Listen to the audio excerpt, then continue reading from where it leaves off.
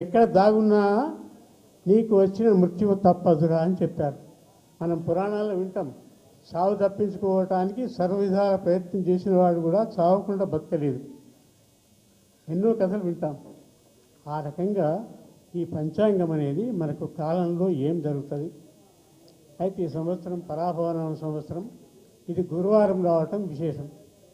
అందుకే నేను పంచాంగం చెప్పేటందుకు రావటం జరిగింది.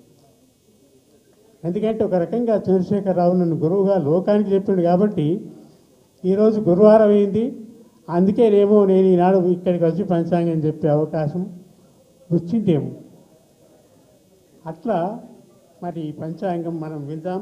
ఈ సంవత్సరం ఏం జరుగుతుంది, ఈ సంవత్సరానికి ఎవరెవరు నాయకులు ఉంటారు, ఏ రకంగా ఈ పంచాంగం మన ముందుకు తీసుకుపోతుందో విందాం.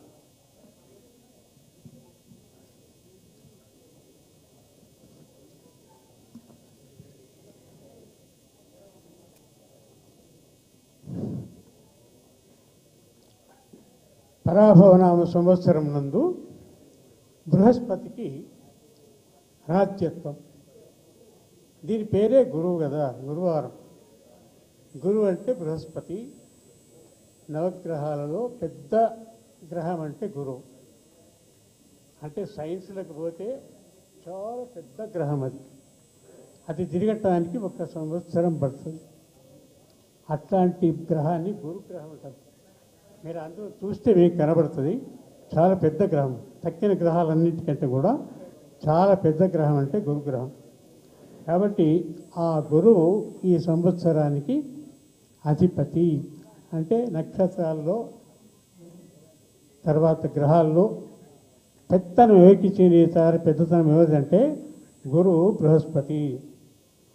కానీ కుజునకు మంత్రిత్వము. దాని వెంబడే మనకేమొచ్చిందంటే కుజుడు అంటే అగ్ని. అగ్నిదేవునికి మంత్రి పదవి ఇచ్చింది. ఆయన మంచోడే, కానీ ఈ మంత్రిక కొంచెము మనకు దుష్ట ప్రభావం కలిగించే అవకాశం ఉంది. కుజుడు అంటే భూమి కొడుకు అని అర్థం. భూమి ద్వారా విడిపోయినటువంటి ఒక గ్రహం, అది కుజగ్రహం అంటారు. కుజునకు మంత్రిత్వము. చంద్రునకు సేనా అర్ఘ మేఘాధిపత్యము. చంద్రుడు మాత్రం అందరిని చల్లగా చూసేవాడు కాబట్టి ఆయనకు సేనాధిపతి, అర్ఘాధిపతి, మేఘాధిపతి 3 మంచి పదవులే. మంచి పదవులు చంద్రుడికి ఇచ్చారు. అంటే అందరూ చల్లగా ఉండాలి అంటే చంద్రుడు కావాలి. అందుకే చంద్రుడు ఒక్కడే చల్లగా ఉంచేవాడు. కాబట్టి చంద్రశేఖరుడు ఇక్కడ మనకు గుర్తుకు రావాలి.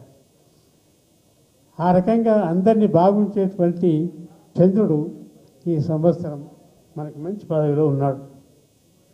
కాబట్టి ఆయనకు సేన, అర్ఘ, మేఘాధిపత్యము. శుక్రునకు సస్య నీరసాధిపత్యం. ఇంకో గ్రహం ఉంది, శుక్రుడు ఉన్నాడు. ఈ శుక్రుడికేమో ధరల మీద కంట్రోల్ చేశారు. శుక్రుడు అంటే రాక్షసుల గురువు కాబట్టి ఆయన కొంచెం ధరలు కింద చేస్తుంటాడు. శుక్రునకు సస్య నీరసాధిపత్యము. బుధునకు ధాన్యాధిపత్యం. రవికి రసాధిపత్యం. కానీ కృష్ణునకు పశుపాలక స్థాన రక్షణ ఇచ్చారు. కాబట్టి ఈ సంవత్సరం ఆవులకు, పశువులకు మంచి అభివృద్ధి ఉంటుంది. బహుశా గోవధ నిషేధింపబడుతుంది అని నాకు అనిపిస్తుంది. ఆ రకమైనటువంటి ప్రయత్నం ఏదో జరుగుతుంది. అయితే ఈ వానకాలం రావటం వల్ల రవి, చంద్ర, శుక్ర, శనుడు చతుక్షేత్రము, బృహస్పతి షష్ఠస్థానము, కేతు వ్యయస్థానము, ఇవన్నీ ఉండటం వల్ల ప్రజల యొక్క జీవన ప్రమాణాలు పెరుగుతాయి. అంటే అనేక రకాలైనటువంటి వ్యాధులు రాకుండా అందరూ ఆరోగ్యాలతో ఉంటారు. తర్వాత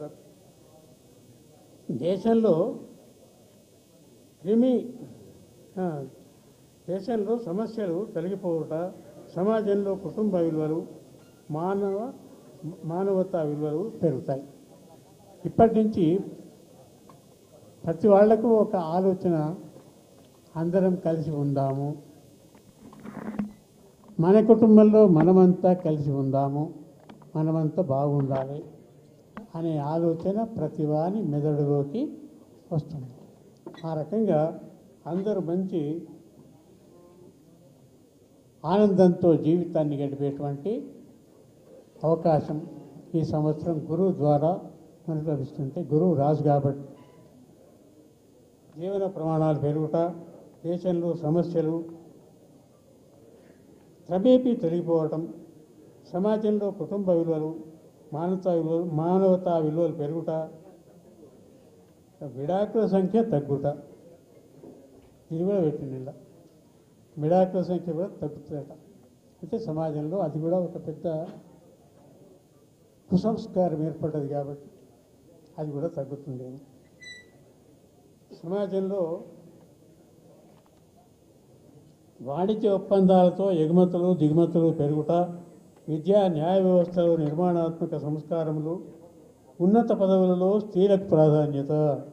ఆడవాళ్ళు రెడీ ఉండాలి. ఇప్పుడు పెద్ద పెద్ద పదవులు వస్తాయి వాళ్ళు. స్త్రీలకు మంచి ఉన్నత పదవులు వస్తాయి. అంటే ఈసారి స్త్రీలకు ఒక ఉన్నతమైనటువంటి గౌరవం వస్తుంది. అంతే. ఎందుకంటే మన శాస్త్రం ఏం చెప్తే కన్నా ఎత్ర నార్యస్తు పూజ్యంతే రమంతే తత్ర దేవతా. నువ్వు రోజు దేవునికి దండం పెట్టకున్నా అమ్మకు దండం పెట్టవచ్చు చాలు అనేది శాస్త్రం. దేవతలకు దండం పెట్టకుంటే కూడా పర్వాలేదు, కానీ అమ్మకు దండం పెట్టంతే. ఇతర నార్యస్తు పూజ్యంతే రమంతే తత్ర దేవతా. అంటే ఈ సంవత్సరంలో స్త్రీలకు చాలా గౌరవం పెరుగుతుంది, స్త్రీలకు అన్ని రకాల రక్షణ పెరుగుతుంది. తర్వాత వాణిజ్య రంగంలో విదేశీ ఆంక్షలను భారత ప్రభుత్వం సమర్థంగా ఎదుర్కొంటుంది. వేరే దేశాలతో వాణిజ్య విషయంలో భారతదేశానికి మంచి ఒప్పందం కలగటం, వ్యాపార విషయంలో ఇతర దేశాలతో మనం మంచి లాభాన్ని పొందడం, ఇదంతా జరుగుతుంది.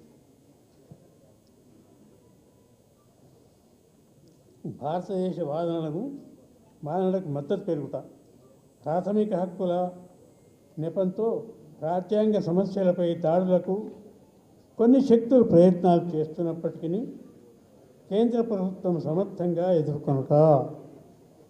ఎక్కడ ఆలోచనలు రాకుండా కేంద్ర ప్రభుత్వం, ఎందుకంటే ఆయన మంచి వాడున్నాడు, మనకు ప్రధానమంత్రి, నిజంగా ఆయన సాక్షాత్తుగా మన దేశం కొరకు పుట్టినటువంటి వాడే అనిపిస్తుంది. కాబట్టి ఆయన ద్వారా భారతదేశం మొత్తంలో ఎన్ని అవకతవకలు వచ్చినా శాంతిని కాపాడటానికి మన ప్రధాని తీవ్రమైన ప్రయత్నం చేస్తారు. ఈ రకంగా మొత్తం మీద ప్రపంచంలో అన్ని దేశాల కంటే కూడా భారతదేశము గొప్ప గౌరవ స్థానాన్ని పొంది, ఎటువంటి రాజకీయ ఒడిదుడుకులు లేకుండా, రాజకీయమైనటువంటి మార్పులు వచ్చినప్పటికీ కూడా ప్రశాంతమైనటువంటి వాతావరణంలో ఈ భారతదేశం ఉంటుందని, పంజాబ్లో ప్రాకృతికోపద్రవములు, ప్రజా కల్లోలములు, అంటే పంజాబ్లో ఇటువంటి కొన్ని దొరుకుతాయట, మనదిగా జరగకున్నా కానీ పంజాబ్లో దొరుకుతాయి. తర్వాత చైనా, పాకిస్తాన్, బంగ్లాదేశ్లో వివాదాలు, వాళ్ళు కొట్లాడుకుంటాయి. వాళ్ళు ముస్లిమ్స్ కదా, వాళ్ళ ఇష్టాన్ని కొట్లాడుతుంటారు, అక్కడ వివాదాలు వస్తుంటాయి. వాళ్ళకి అది సహజం. మనకు విచారం కావచ్చు, కానీ మన తెలుగు కొట్లాడు. ఎందుకంటే భారతదేశం చాలా పెద్దది, భారతీయుల యొక్క శక్తి చాలా గొప్పది. ఇప్పటికీ మనం రుచి చూపించాము. ఒకప్పుడు చైనా వారు వచ్చినప్పుడు నేను అప్పుడు చదువు చెప్తున్నా, భారతదేశానికి గొప్ప విలువ వచ్చింది. అప్పుడు 61-62లో చైనాతో యుద్ధం వచ్చింది. మనకు బార్డర్ మీద నుంచి 15 కిలోమీటర్ల దూరం మన సైన్యం చూసుకుంటుంది చైనాలకు. అంత పెద్ద శక్తి మనకుంది. కాబట్టి ఈ సంవత్సరం నిజంగా పరాభవం అనే పేరు మాత్రమే ఉంది, కానీ అది చాలా గొప్ప అవకాశాలని, రాజకీయమైనటువంటి చైతన్యాన్ని మనకు కలిగిస్తుందని, ఈ సర్వే జనాః సుఖినో భవంతు, లోకాః సమస్తాః సుఖినో భవంతు తక్కిన కొన్ని వివరాలు మా చిరంజీవి ఫణీంద్రుడు చెప్పి ముగిస్తాం. పరాభవనామ సంవత్సరం అని ఈ సంవత్సరానికి పేరుగా చెప్పినారండి. పరా అంటే ఆదిశక్తి అని అర్థము. పరాదేవత అంటాం. విజయదశమి రోజు మనము పరాదేవతను పూజిస్తాం సార్. 9 అమ్మవార్ల తర్వాత ఉండేటువంటి పర అంటే ultimate, which is the ultimate, that's called పరా అని అంటారు. అన్నిటికంటే ఏదైతే అంతిమంలో అత్యధికమైనటువంటి స్థానంలో ఉన్నటువంటి శక్తియో ఆ శక్తిని పరా అని అంటాము. భవము అంటే జన్మ, భవము అంటే జీవితము, భవము అంటే పుట్టుట, భవ అని అంటే ఈశ్వరుడు అని అర్థం. భవాయ నమః అని అంటాం. అందుకని భవ అంటే ఈశ్వరుడు అని అర్థం. పర అంటే అమ్మవారు పార్వతీదేవి, భవ అంటే ఈశ్వరుడు అని అర్థం. కాబట్టి పార్వతీ పరమేశ్వరులు ఏలేటువంటి యొక్క సంవత్సరానికి పరాభవము అని పేరు. ఈ పరాభవము అంటే అవమానము, అగౌరవము అనేటువంటి అర్థాలు ఉన్నప్పటికీ ఎవరికి ఈ పరాభవము ఉంటుంది అంటే ఎవరైతే భగవంతుని యందు భక్తి లేకుండా ఉంటారో, ఎవరైతే అధర్మమైనటువంటి మార్గంలో ప్రయాణం చేస్తూ ఉంటారో వారికి ఆ భగవంతుని దృష్టి తగ్గి ఉంటుంది. కాబట్టి పరాభవం వారికి ఉంటుంది అని మనకు ఈ పంచాంగం చెప్తా ఉంటుంది. ఈ సంవత్సరానికి రాజు గురువు, మంత్రి కుజుడు, నవనాయకులలో 7 గ్రహాలు శుభులు, 2 పాపగ్రహాలు, ఎక్కువగా శుభగ్రహాలు ఉండటం వలన దేశంలో రాజులు ప్రజలు పరస్పర అభిమానంతో కలిసి ఉన్నప్పటికీ కూడాను ప్రభుత్వంలో జరిగే లోటుపాట్ల వలన ప్రభుత్వం యొక్క ప్రతిపక్షము బలపడే అవకాశము ఈ సంవత్సరం ఉంటుంది అని చెప్పుకోవచ్చు. ఈ సంవత్సరము విద్యా విధానంలో అనగా గురువు నాయకుడు అంటే రాజు గురువుగా ఉన్నాడు కాబట్టి విద్యా విధానంలో పెను మార్పులు వచ్చి విద్యార్థులకు నష్టము కలిగించే అవకాశం ఉంది. ఎందుకు అంటే విద్యార్థులు చెడు మార్గంలో ప్రయాణించే అవకాశం యువతకు ఉన్నట్టుగా ఈ సంవత్సరం మనము తెలుసుకోవచ్చు. యువత పక్కదారి పట్టే అవకాశం ఉంటుంది. మాధ్యమిక ప్రసారాల వల్ల కావచ్చు, ఇత్యాది ప్రసార మాధ్యమికమైనటువంటి వ్యవస్థ ద్వారా విద్యార్థులు విద్యను అభ్యసించే స్థితి ప్రభుత్వము తీసుకురాకపోవడం వల్ల విద్యార్థులు నష్టపోయేటువంటి అవకాశం మనకు ఈ సంవత్సరం ఉంటుంది అని చెప్పవచ్చు. కాబట్టి విద్యార్థులు కొంత మెలుగువగా ఉండి విద్యను అభ్యసించి సద్విద్యార్థులుగా మారి ఉన్నత పదవులను, ఉన్నత ఉద్యోగాలను పొందడానికి దైవభక్తిని కూడుకొని ఉండాలి అని మనకు సూచనగా చెప్తా ఉన్నారు. నాయకులు ధర్మ మార్గంలో ఉండి చక్కని నిర్ణయాలు పరిపాలన చేయుదురు. ఇంకా విదేశీ రాజుల కుట్రలను మన సైనికులు సమర్థవంతంగా ఎదుర్కొందురు. దేశమునకు కొన్ని విధములైనటువంటి రక్షణ కల్పించుదురు. ఇరుగు పొరుగు దేశములతో యుద్ధములు జరుగును, కొంత నష్టము కలుగును. ఆర్థిక సైన్యపరమైన రంగములలో కొన్ని ఇబ్బందులు కలిగినప్పటికీ పాలకులు సరి అయినటువంటి సలహాలతో రాణింతుదురు. ఈ ఏడాది సరి అయిన సమయములే వర్షములు కురుస్తూ ఉంటాయి, పంటలు బాగా పండుతూ ఉంటాయి, ఆహార ధాన్యాల యొక్క ధరలు పెరిగే అవకాశం ఉంటుంది. మెట్ట భూములు, వరి పంటలు, పసుపు, పచ్చధాన్యములు, శనగలు, పత్తి ఈ పంటలు అధికముగా పండే అవకాశం ఉంటుంది. రైతుల ఆత్మహత్యలు తగ్గే అవకాశం ఉంటుంది. మిర్చి, నూనె, పాలు, నెయ్యి, బంగారం, వెండి ధరలు హెచ్చు తగ్గులవుతూ ఉంటాయి. కూరగాయల యొక్క ధరలు తగ్గుతూ ఉంటాయి. రైలు, విమాన, రోడ్డు అగ్ని ప్రమాదములు చాలా ఎక్కువగా జరిగే అవకాశం ఈ సంవత్సరం ఉంటుంది. ఎందుకంటే ఈ సంవత్సరానికి రాజు గురువుగా ఉన్నప్పటికీ కూడాను మంత్రి కుజుడుగా ఉన్నాడు. కుజదోషము అంటాము. కాబట్టి కుజుడు అగ్నితత్వముతో ఉంటాడు. కాబట్టి ఆ అగ్నితత్వంలో ఉండేటువంటి కుజుడు అగ్ని భయాన్ని, చోర భయాన్ని ఎక్కువగా కల్పిస్తారు. కాబట్టి ఈ సంవత్సరంలో అగ్ని ప్రమాదాలు, వాహన ప్రమాదాలు మరియు చోరుల యొక్క ప్రమాదాలు ఎక్కువగా జరిగే అవకాశం ఉంటుంది అని మనకు పంచాంగంలో మంత్రి కుజుడుగా ఉండడం వలన తెలుస్తూ ఉన్నది. ఇకపోతే లగ్నంలో శుక్రుడు ఉచ్చస్థానంలో ఉన్నప్పటికీ అస్తంగతుడైనటువంటి యొక్క విధానంలో విచ్చలవిడిగా స్త్రీలు పురుషులు పరస్పరంగా వ్యవహరిస్తూ సమాజాన్ని పక్కతోవన పట్టించేటువంటి అవకాశము ఉంటుంది అని చెప్పవచ్చు. భారతదేశ కీర్తి ప్రతిష్టలు పెరుగును. సినిమా రంగంలో ఇంటి వ్యవస్థ నలు మార్పులు జరుగును. సినీ రాజకీయ ప్రముఖులు కొందరు కనుమరుగయ్యే అవకాశం ఉంటుంది. తుఫానులు, భూకంపాలు కొన్ని ప్రాంతంలో వచ్చును. ప్రజలు మానసికంగా కృంగిపోవుదురు.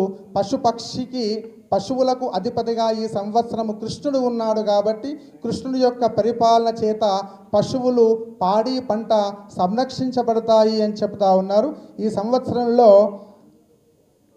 నవనాయకులు ఏ విధంగా ఉన్నారు అంటే మనకి